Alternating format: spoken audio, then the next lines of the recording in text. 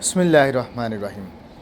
দীর্ঘ এক যুগেরও বেশি সময় ধরে সৌদি আরবে থাকার কারণে আল্লাহ কিন্তু অনেকবার উমরা করার সুযোগ করে দিয়েছে, অনেকবার উমরা করার তৌফিক দিয়েছে। আলহামদুলিল্লাহ। পূর্বের উমরা করার চেয়ে আজকের উমরা করাটা সম্পূর্ণ ডিফারেন্স।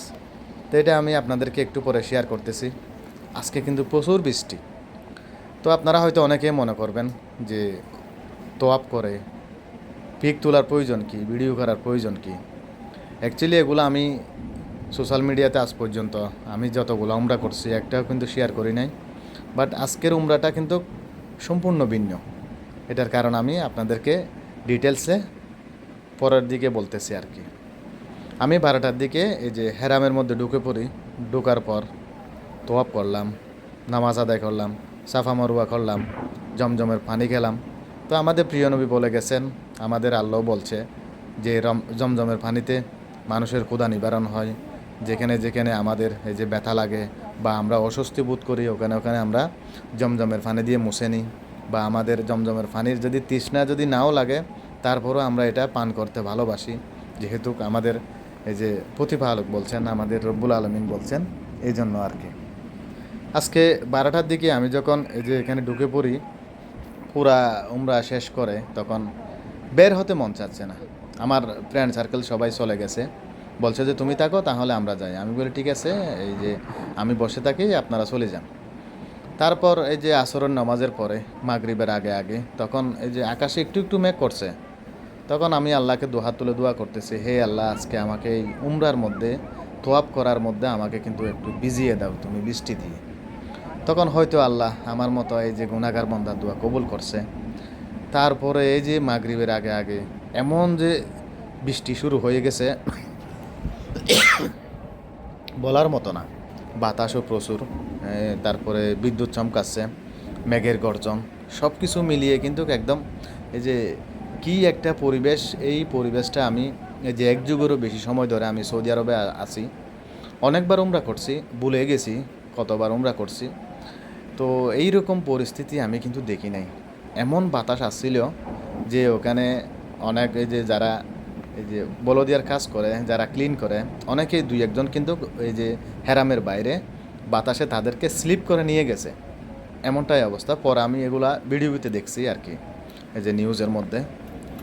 তো এখন কথা হচ্ছে এই রকম এই যে বৃষ্টির মধ্যে ভিজে ভিজে সবার ভাগ্যে কিন্তু জোটে না, বা সবার কপালে কিন্তু এই রকম তোয়াব করার দৃশ্যটা কিন্তু অনেকেই দেখে না।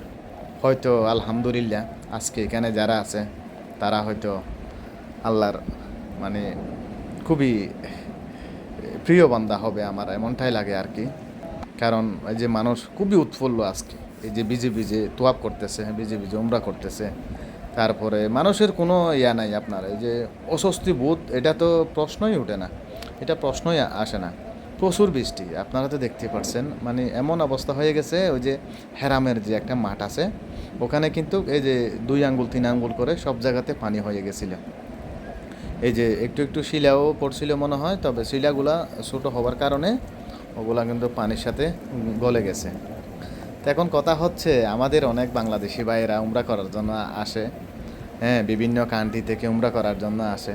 অনেকেই এই যে বলে যে একটু বৃষ্টি হতো, যে আল্লাহ আমাকে একটু বৃষ্টির মধ্যে ধুয়ে দিয়ে আমার যে ফাপগুলা মুক্ত করে দিত, আমাকে একটু পরিষ্কার করে দিত, এমনটাই আশা করে সবাই। ইভেন অনেক হাজিরাও এইরকম এই যে আশা করে যে একটু বৃষ্টি হওয়ার জন্য। আর বিশেষ করে এটা তো আপনারা ভালো করে জানেন, সৌদি আরবে বৃষ্টি তেমন একটা হয় না।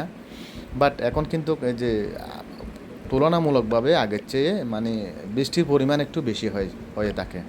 তো এখন এই যে আমাদের প্রিয় নবী বলছেন, এই যে শেষ জমানায় সৌদি আরবে যেখানে মরুভূমি মরুভূমি থাকবে, সেখানে এই যে সবুজ এই যে গাছপালা ইত্যাদি হবে আর কি। অবশ্যই আমাদের প্রিয় নবীর হাদিস ভুল না, যার কারণে এখন এই যে সৌদি আরবে বৃষ্টির পরিমাণ কিন্তু বেশি। এই যে দেখেন মহিলা পুরুষ সবাই কিন্তু একাকার। এই যে বৃষ্টিতে ভিজে ভিজে তোয়াব করার কারণে কিন্তু আমার সর্দি লেগে গিয়েছিল, আমার গায়ে জ্বর উঠছিল। তা আপনারা জানেন গায়ে জ্বর ওঠা এটা আল্লাহর নিয়ামত। এই যে মানুষের এই যে আল্লাহর বান্দাদের আল্লাহ গায়ে জ্বর দিয়ে পাপ মুক্ত করে দেয়। হয়তো আল্লাহ এটার ওসিলায় কিন্তু আমার গায়ে জ্বর দিয়েছিল, যার কারণে আমি 2 দিন অসুস্থ ছিলাম। এরপরে কিন্তু আমি জবলে নূরে উঠছি।